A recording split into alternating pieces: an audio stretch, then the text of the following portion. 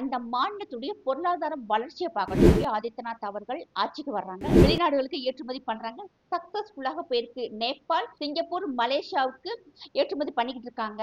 வந்து ஹிந்து, கிறிஸ்டின், இஸ்லாமியர்கள் அப்படிங்கிற எந்த பாகுபாடுமே இல்லை. 78 நாடுகளுக்கு கன்னோஜ்ல இருந்து அத்தர் பெர்ஃப்யூம் வந்து ஏற்றுமதி செய்யறாங்க. ஒன் ஃபார்ம் ஒன் வீக் அப்படின்னு சொல்றாங்க.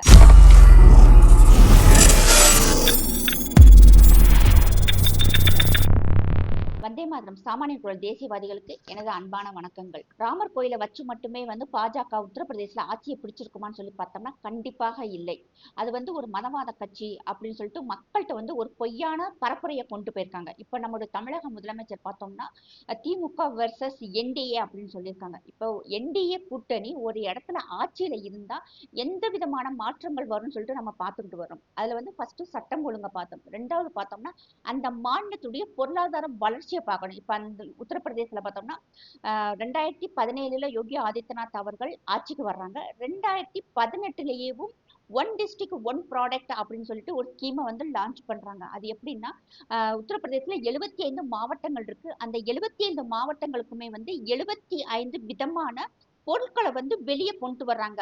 விவசாய பொருட்கள், கைவினை பொருட்கள், விளையாட்டு பொருட்கள் இப்படி வந்து தனித்தனியாக பிரிக்கிறாங்க. டெக்ஸ்டைல் பிசினஸ், பிராஸ் பிசினஸ் இப்படின்னு வந்து நிறைய விஷயங்களை வந்து பிரிக்கிறாங்க. இப்போ ஃபார் எக்ஸாம்பிள் பார்த்தோம்னா handmade paper art, banana fibre product, zari work saris, tribal craft, soft toys, furnitures, brass miniatures, carpets, sports things, அத்தர், ஃபுட் ப்ராசஸிங், லெதர் ப்ராடக்ட்ஸ், பிந்தினா வந்து பொட்டு, பிளாக் கலர் மட்பாண்ட், உட்டன் டாய்ஸ் அண்ட் ரயான்ஸ் இது மாதிரி வந்து கிட்டத்தட்ட 75 ப்ராடக்டை வந்து யோகி ஆதித்யநாத் அவர்கள் கொண்டு வர்றாங்க. இதுல நம்ம குறிப்பா பார்த்தோம்னா விவசாய பொருட்கள் நம்ம உண்ணக்கூடிய ஃபுட் ப்ராசஸிங்ல வந்து கொண்டு வர்றாங்க.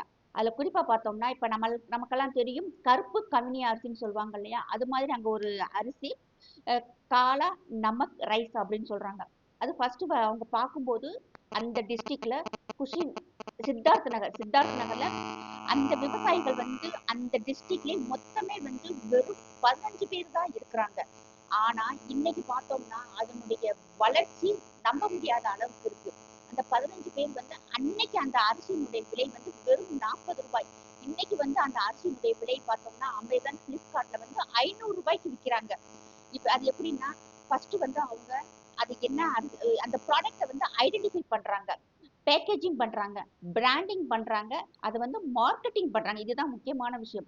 அந்த அரிசி விவசாயிகள்கிட்ட போய் அவங்க டைரக்டா பேசுறாங்க, இதை வந்து நீங்க விளைய வைங்க, நாங்க வந்து இதை உங்களுக்கு வந்து வித்து தர்றோம் அப்படிங்கிறாங்க. அவங்க வந்து ப்ரொடியூஸ் பண்றாங்க. ரெண்டாவது அதை என்ன பண்றாங்கன்னா பேக்கேஜிங் பண்றாங்க. பேக்கேஜிங் பண்ணும் போதே வந்து அந்த காலா நமக்கு ரைஸ் இருக்கு இல்லையா, அது அவங்க என்ன சொல்றாங்க, இது வந்து புத்தா ரைஸ் அப்படிங்கிறாங்க.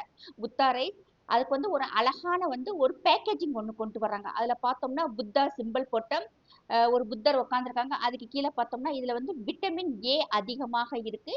டயபெட்டிக் மெம்பர்ஸ்க்கு வந்து இது வந்து ஒரு ஃப்ரெண்ட்லியாக இருக்கு. இதுல வந்து அயன் அதிகமாக இருக்கு, ஜிங்க் அதிகமாக இருக்குன்னு சொல்லிட்டு அதனுடைய நன்மைகளை ஃபுல்லாவே வந்து அதுல போட்டிருக்காங்க. இதை வந்து மக்களுக்கு வெளியே கொண்டு போகணும் இல்லையா, அதுக்காக என்ன பண்றாங்கன்னா மார்க்கெட்டிங் பண்றாங்க. மார்க்கெட்டிங் வந்து சாதாரணமாக இல்ல. 3 நாளைக்கு வந்து மகா மேளா நடத்துறாங்க. அந்த மகா மேளாவுல அந்த விவசாயம் செஞ்ச விவசாயிகளும் ஏற்றுமதி செய்யக்கூடிய ஏற்றுமதியாளர்களுமே வந்து அந்த 3 நாள் ப்ரோக்ராம்ல வந்து அட்டென்ட் பண்றாங்க. அந்த விவசாயிகள் பார்த்தோம்னா சாதாரண ஒரு வேஷ்டியை உடுத்திட்டு அப்படியே ஒரு மாதிரி கூச்சத்தோட உட்காந்துருக்காங்க. பெரிய பெரிய வெளிநாடுகளுக்கு ஏற்றுமதி செய்யக்கூடிய ஏற்றுமதியாளர்கள் வர்றாங்க. வந்து அவங்ககிட்ட வந்து டைரக்டாவே பேசுறாங்க. மீடியேட்டர் இல்லை, அதுதான் இங்க முக்கியமான விஷயம். இதுல மீடியேட்டர் இல்லை, அவங்களுமே பேசிக்கிறாங்க. இது நீங்க என்ன செய்றீங்க, இதுல இதை சாப்பிட்டா என்ன விதமான நன்மைகள் அப்படின்ற அப்ப அதுல அவங்க சொல்றாங்க, கிட்டத்தட்ட 6ஆம் நூற்றாண்டுல இருந்து இந்த அரிசி வந்து நம் நாட்டுல இருக்கு. அப்ப அவ்வளவு பாரம்பரியமானதை வந்து இன்னைக்கு எல்லாரும் சாப்பிட்டா அது உடல் நலத்துக்கு நல்லது அப்படின்னு சொல்லிட்டு அந்த விவசாயிகள் வந்து இவங்களுக்கு எடுத்து சொல்றாங்க. அதோடைய நன்மைகள் அதை சாப்பிட்டு பாக்குறாங்க. ஓகே இது நல்லா இருக்கு, அப்ப நாங்க ஒரு ட்ரையல் பாக்குறோம் அப்படின்னு சொல்லிட்டு வெளிநாடுகளுக்கு ஏற்றுமதி பண்றாங்க. சக்சஸ்ஃபுல்லாக போயிருக்கு. நேபாள், சிங்கப்பூர், மலேசியாவுக்கு ஏற்றுமதி பண்ணிக்கிட்டு இருக்காங்க. இன்னைக்கு பார்த்தோம்னா வெறும் 15 விவசாயிகள் இருந்த இடத்துல இன்னைக்கு 800 விவசாயிகள் இந்த அரிசியை மட்டுமே வந்து உற்பத்தி செஞ்சுக்கிட்டு இருக்காங்க. இதுதான் வந்து ஒரு சக்சஸ். இதே மாதிரி தான் பார்த்தோம்னா ஒவ்வொரு இது வேளாண் திருத்த சட்டம் வந்தது இல்லையா, அந்த சமயத்துல விவசாயிகள்ன்ற போர்வையில பஞ்சாப்ல இருக்கும் விவசாயிகள் எல்லாருமே வந்து அந்த குண்டாஸ் அவங்களாம் குண்டாஸ் தான். அவங்க எல்லாம் உட்காந்து பிரச்சனை பண்ணாங்க. அந்த சமயத்தை மத்திய அரசு வாபஸ் வாங்கிட்டாங்க. நீ அப்படியா பண்ற, நீங்க இப்படிக்கா போனா நாங்க அப்படிக்கா வருவோம். இவங்க என்ன பண்ணிட்டாங்கன்னா இப்படி ஒரு சிஸ்டத்தை கொண்டு வந்துட்டாங்க.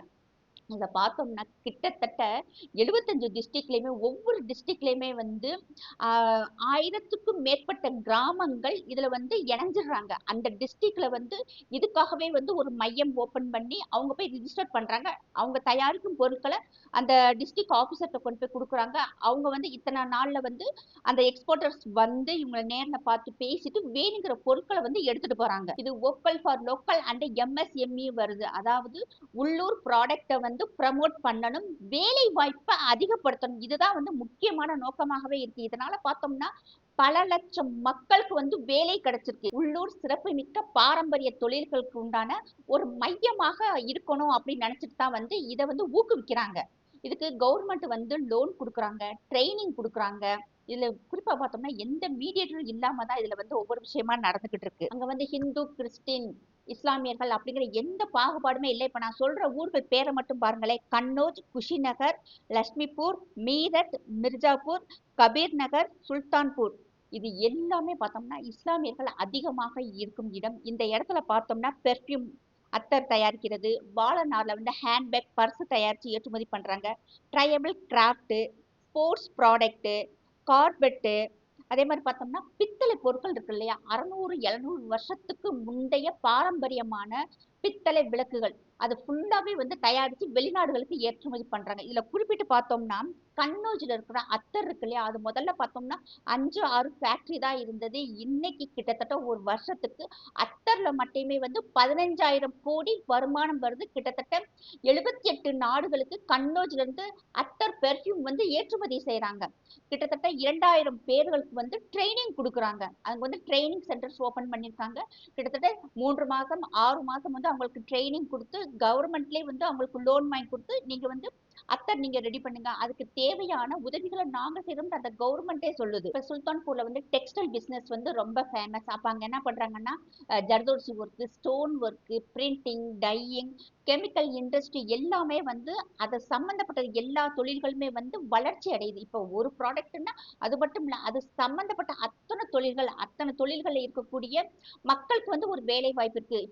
இப்ப சுல்தான்பூர்ல பார்த்தோம்னா 1689 வில்லேஜ் இருக்கு. அதுல வந்து 2538 ரிஜிஸ்டர்ட் இண்டஸ்ட்ரி யூனிட் மட்டும் இருக்கு. இது வந்து ஒரு டிஸ்ட்ரிக்ட்ல மட்டும் நான் சொல்றேன். அப்ப அது எத்தனை பேருக்கு வந்து வேலை வாய்ப்பு வரும் பாருங்களேன். இப்ப இதுலயே பார்த்தோம்னா மேக் இன் இந்தியா திட்டமும் இதுல வருது. கிட்டத்தட்ட சின்ன சின்ன தொழில் வச்சு ஒரு 50 பேரு 100 பேருக்கு உண்டான தொழில்கள் கூட நம்ம ஆரம்பிக்கலாம். அதுக்கு வந்து நீங்க ரிஜிஸ்டர் மட்டும் பண்ணுங்க. வேணுங்கிற உதவிகளை அந்த கவர்மெண்ட் செய்த அத்தனை பேருக்குமே வந்து ஒரு வருமானம் கிடைக்குது. இப்போ ஒரு முக்கியமான விஷயம் பார்த்தோம்னா உத்தரப்பிரதேசத்துல இஸ்லாமிய பெண்கள், கணவரால் கைவிடப்பட்ட பெண்கள் அதிகமாக இருக்கிறாங்க. அவங்க படிச்சிருந்தா அதுக்கு தக்கன ஒரு வேலை, ஏதோ ஒரு ஒரு கம்ப்யூட்டர் சென்டர் வச்சு கொடுக்குறாங்க. வேற ஏதாவது அவங்க படிச்சதுக்கு தகுந்த ஒரு ஜாப் கிடைச்சிருது. படிக்கலையா உங்களுக்கு என்ன தொழில் தெரியுதோ, ஒரு அப்பளம் போட தெரியும், இல்ல வேற ஏதாவது எங்களுக்கு வேற பிசினஸ் எதனால ஒரு டெய்லரிங் தெரியும்னா அவங்களுக்கு கூட்டு போய் டெய்லரிங்க்கு மறுபடியும் வந்து ஒரு ட்ரைனிங் கொடுக்குறாங்க. சென்ட்ரல் கவர்மெண்ட்க்கு ஒரு சர்டிபிகேட் வாங்கி கொடுக்குறாங்க, மிஷின் வாங்கி கொடுக்குறாங்க, கடை வச்சு கொடுத்துறாங்க. அவங்க நீங்க அதை வச்சு படிச்சுட்டு போங்க. ஒரு பெண்ணெல்லாம் சொல்றாங்க, எனக்கு வீட்டுக்காரர் என்னை விட்டுட்டு போயிருக்காங்க, எனக்கு 2 பசங்க இருக்கிறாங்க, எனக்கு வந்து சொந்த வீடு இல்லை, நான் இன்னைக்கு வாடகை வீட்டுல இருக்கிறேன், எனக்கு வந்து ஏதாவது ஒரு தொழிலுக்கு வந்து நீங்க எனக்கு ஒரு ட்ரைனிங் மாதிரி கொடுங்க, என் பிள்ளைகளை நீங்க படிக்க வச்சா போதும் அப்படிங்கிறாங்க. அந்த பெண்ணுடைய பிள்ளைகளை வந்து 2 பசங்களுமே வந்து நல்ல ஸ்கூல்ல வந்து கவர்மெண்ட் ஸ்கூல் தான், பட் நம்ம ஊர் கவர்மெண்ட் ஸ்கூல் மாதிரி இல்ல. அங்க இருக்க எஜுகேஷன் சிஸ்டமே வேற. அந்த 2 பசங்களையும் படிக்க வச்சுட்டாங்க, படிக்க வச்சுக்கிட்டு இருக்காங்க. இன்னைக்கு அந்த பெண்ணுக்கு வந்து நான் டெய்லரிங் போறேன்னு சொல்லவும் அந்த பெண்ணுக்கு வந்து டெய்லரிங் கத்து கொடுத்து டெய்லரிங் மிஷின் வாங்கி கொடுத்து இன்னைக்கு கடை வச்சு கொடுத்துருக்காங்க. அந்த பெண் பார்த்தோம்னா இன்னைக்கு 7 8 பேருக்கு ஃபர்ஸ்ட் யூனிட்டாக வேலை கொடுக்குறாங்க. அவங்க அந்த அளவுக்கு வந்து அந்த பெண்ணை வந்து அந்த கவர்மெண்ட் வந்து முன்னேற்றி போய்கிட்டு இருக்கு. மீரட்னு சொன்னாலே வந்து நம்முடைய பாரத பிரதமர் கூட சொன்னாங்க, மீரட்னு முதல் சொன்னாலே பார்த்தோம்னா அதாவது இப்ப இந்தியாவிலே வந்து எங்க பைக்கு காணா போனாலுமே வந்து 2 மணி நேரத்துல நம்ம மீரட்டுக்கு போன் பண்ணி சொல்லி, எப்பா எங்க பைக்கு காணா போச்சு, வந்தா எடுத்து வைங்கடான்னா ஓகே அப்படிம்பாங்களா. ஏன்னா எங்க திருடு போனாலும் அத்தனை பைக்கு கார் எல்லாமே வந்து மீரட்டுக்கு தான் போகும். அங்க போய் ஃபைனலா வந்து உடைச்சு எடுத்து விற்பாங்களாம். ஆனா இன்னைக்கு அப்படி இருந்த, அதாவது திருட்டு பொருட்களை வாங்கி விற்கக்கூடிய இடமாக இருந்த மீரட்டு இன்னைக்கு பார்த்தோம்னா ஸ்போர்ட்ஸ் மெட்டீரியல் தயாரிக்கும் பெரிய ஹப்பாக மாறி இருக்கு. அதுதான் முக்கியமான விஷயம். உலகத்துல கிட்டத்தட்ட அந்த ஸ்போர்ட்ஸ் திங்ஸ் போகாத நாடுகளே இல்லைங்கிற மாதிரி யோகி ஆதித்யநாத் அவர்கள் கொண்டு வந்திருக்காங்க.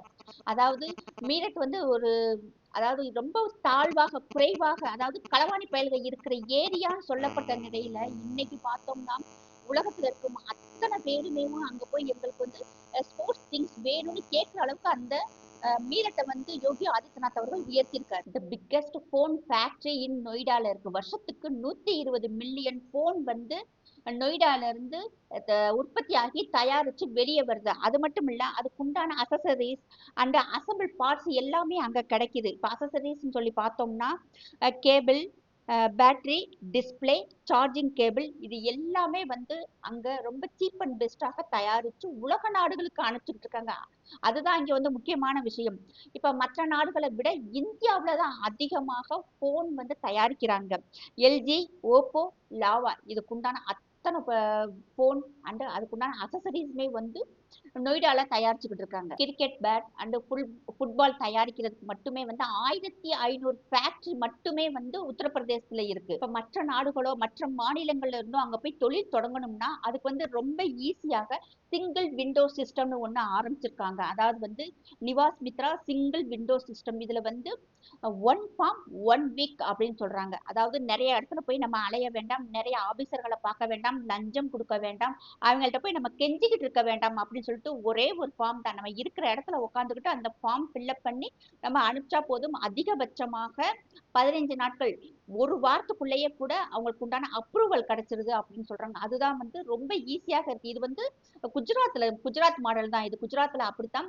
டாடா மோட்டார்ஸ் வந்து வெஸ்ட் பெங்கால்ல வேணான்னு போராட்டம் பண்ணும்போது அப்ப முதல்வராக இருந்த நம்முடைய பாரத பிரதமர் மோடி அவர்கள் வந்து எங்க மாநிலத்துக்கு வாங்கன்னு சொல்லி கூப்பிட்டுட்டு அவர் வந்து இந்த ப்ராசஸ் வந்து ஆரம்பிச்சு விட்டார். ஒரே வாரத்துல ஒரே ஃபார்ம்ல எல்லா ப்ராசஸையும் முடிச்சுட்டு அவங்களுக்கு நீங்க கம்பெனியை ஸ்டார்ட் பண்ணுங்க அப்படின்னு சொல்லிட்டாரு. அதே மாதிரிதான் இப்ப இங்க யோகி ஆதித்யநாத் அவர்கள் செய்யறாங்க. உட்கார்ந்த இடத்துல வந்து நம்ம ஃபார்ம் ஃபில்அப் பண்ணி கொடுத்துட்டா போதும், அதை ப்ராசஸ் பார்த்துட்டு உடனே வந்து அவங்களுக்கு அப்ரூவல் கொடுத்துடுறாங்க. இது வந்து மற்ற வெளிநாடுகள்ல இருந்து இங்க தொழில் தொடங்குறதுக்கு வந்து ரொம்ப ஈஸியாக இருக்கு. ஃபர்ஸ்ட் குண்டாஸ் இல்ல, சட்டம் ஒழுங்கு சரியாக இருக்கு. வேலை அதாவது வேலைக்கு வந்து நமக்கு ஆட்கள் வேணுமா, அங்க கிட்டத்தட்ட 25 கோடி மக்கள் இருக்காங்க. நம்ம என்ன வேலை கொடுத்தாலும் செய்யறதுக்கு எங்கள்கிட்ட வந்து ஆட்கள் இருக்கு அப்படின்னு சொல்றாரு யோகி ஆதித்யநாத் அவர்கள். அதுதான் பார்த்தோம்னா இப்ப சமீபமாக சிங்கப்பூருக்கும் ஜப்பானுக்கும் வந்து அவர் முதலீடுகளை வந்து ஈர்க்க போனாங்க. ஃபர்ஸ்ட் டைம் சிங்கப்பூருக்கு போறாங்க. 1,50,000 கோடியை வந்து ஈர்த்துட்டு வந்திருக்காரு. ஜப்பான்ல போனோம்னா 20,000 கோடி 21,000 கோடி சம்திங் அவர் வந்து எங்க மாநிலத்துக்கு வந்து தொழில் தொடங்க வாங்க அப்படின்னு சொல்லிட்டு முதலீடுகளை வந்து ஈர்த்துட்டு வந்திருக்காங்க. இதுல பார்த்தோம்னா நம்மளுடைய முதல்வர் வந்து ஜப்பான் போனாரு, சிங்கப்பூர் போனாரு, துபாய் போனாரு. என்ன பண்ணாரு, சைக்கிள் ஓட்டினாரு, புறாவுக்கு வந்து உணவு போட்டாரு, 2 போட்டோ ஷூட் நடத்திட்டு வந்துட்டாரு. இவர் வந்து ஹிந்தியில தான் பேசுறாங்க. ஜப்பான்லாம் அவருக்கு கொடுத்த மரியாதையெல்லாம் பார்த்தோம்னா அப்படியே ஒரு ஏதோ பெரிய மகான் வந்துட்டாங்கன்னு தான் நினைக்கிறாங்க. அந்த அளவுக்கு வந்து அவருக்கு சப்போர்ட் பண்ணி, ஏன்னா இதுக்கு முன்னாடி இப்ப 20,000 கோடி 21,000 கோடி கம்மியான்னு நினைக்கிறோம். அதாவது மகா கும்பமேளா அங்க நடந்தது இல்லையா, அந்த சமயத்திலே வந்து கொரியா அண்ட் ஜப்பானுடைய டெக்னாலஜி தான் மகா கும்பமேளாவில் வந்து சப்போர்ட் பண்ணாங்க. அப்பயே அவங்க வந்து ஒரு உத்தரப்பிரதேசத்துக்கும் அந்த நான் சொல்ற ஜப்பான் அண்ட் கொரியா நாட்டுக்குமே வந்து ஒரு நல்ல ரிலேஷன்ஷிப் வந்திருக்கு. அதனால அவங்க அடிக்கடி வந்து அங்க தொழில் வந்து தொடங்குறதுக்கு உண்டான எல்லா ஆயத்தங்கள் முன்னாடியே நடந்துருச்சு. அது மட்டும் இல்லாம ஏர்போர்ட்டுக்கு பக்கத்திலே வந்து 500 ஏக்கர்ல ஜப்பான் பார்க், அதாவது ஜப்பான் யூனிவர்சிட்டியே ஒண்ணு, சாரி ஜப்பான் சிட்டியே வந்து ஒண்ணு உருவாக்க போறாங்க. அவங்க அவங்க அந்த 500 ஏக்கர்ல என்ன ஃபேக்டரி வேண்டாலும் அவங்க ஆரம்பிச்சுக்கலாம். அவங்களுக்கு உண்டான எல்லா வசதிகளுமே வந்து நாங்க செஞ்சு தரோம்னு அப்படியே என்கிட்ட அஷூர் பண்ணியிருக்காங்க. இதுக்கு உண்டான இடங்கள் என்ன செய்வாங்க அப்படின்னு சொல்லி பார்த்தோம்னா கிட்டத்தட்ட 75,000 ஏக்கர் 75,000 ஏக்கர் வந்து மக்கள்கிட்ட வந்து விலை விலை கொடுத்து வாங்கியிருக்காங்க. அது மட்டும் இல்லாம பிரயாக்ராஜ், லக்னோ, ஜான்சி இந்த மாதிரி இடங்கள்ல வந்து அந்த ரவுடி அந்த மாஃபியாக்கள் வந்து மற்ற ஆளுகள்ட்ட வந்து அடிச்சு பிடுங்கின இடம், அதே மாதிரி அரசாங்க நிலத்துல அவங்க ஆட்டை போட்டு வச்சிருக்காங்க இல்லையா, அதை எல்லாமே வந்து மீட்டிருக்காங்க. மீட்டு இப்ப கிட்டத்தட்ட பார்த்தோம்னா அவங்கள்ட்ட வந்து ஒரு சைடு பார்த்தோம்னா 75,000 ஏக்கர் கையில இருக்கு. இன்னொரு பக்கம் பார்த்தோம்னா 58,000 ஏக்கர் கையில இருக்கு. எங்கிட்ட வந்து இடம் கையிருப்பு ரெடியாக இருக்கு. வேலை பார்க்கறதுக்கு உண்டான மக்கள் எங்கிட்ட இருக்கிறாங்க. எங்களுடைய மக்கள் திறமையானவர்கள், அறிவானவங்க, நேர்மையானவங்க அப்படி சொல்லிட்டு சிங்கப்பூர்லயும் ஜப்பான்ல போய் பேசிட்டு வந்திருக்கிறாங்க. இப்ப அவங்க இங்க வந்து தொழில் 2,00,000 கோடி 1,50,000 கோடி 2,00,000 கோடிங்கும் போது எத்தனை லட்சம் கோடி இந்தியாவுக்குள்ள வருதுன்னு சொல்லி நம்ம பார்க்கணும். எத்தனை பேருக்கு வேலை வாய்ப்பு கிடைக்குது அப்படின்னு சொல்லி பார்க்கணும். எல்லாருக்குமே வந்து கண்டிப்பாக கவர்மெண்ட் வேலையை ஒரு அரசாங்கத்தால கொடுக்கவே முடியாது.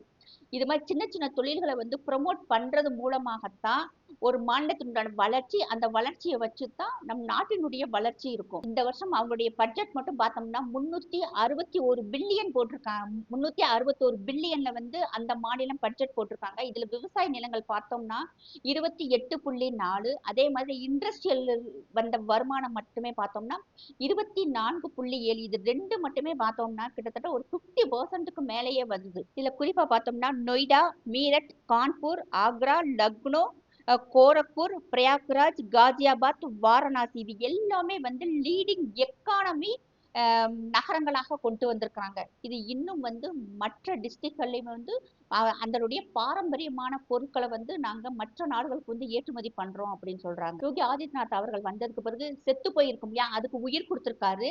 நிறைய கம்பெனிகளுக்கு புது கம்பெனிகளும் வந்து அங்க நிறைய வந்து கொண்டு வந்திருக்காங்க. அதுல குறிப்பா பார்த்தோம்னா பிராஸ் மெட்டீரியல்ஸ் இருக்கும் இல்லையா, அதை வந்து அதிகமாக ப்ரொமோட் பண்ணி வெளிநாடுகளுக்கு அந்த மினியேச்சர் பொருட்களை வந்து ஏற்றுமதி பண்ணியிருக்காங்க.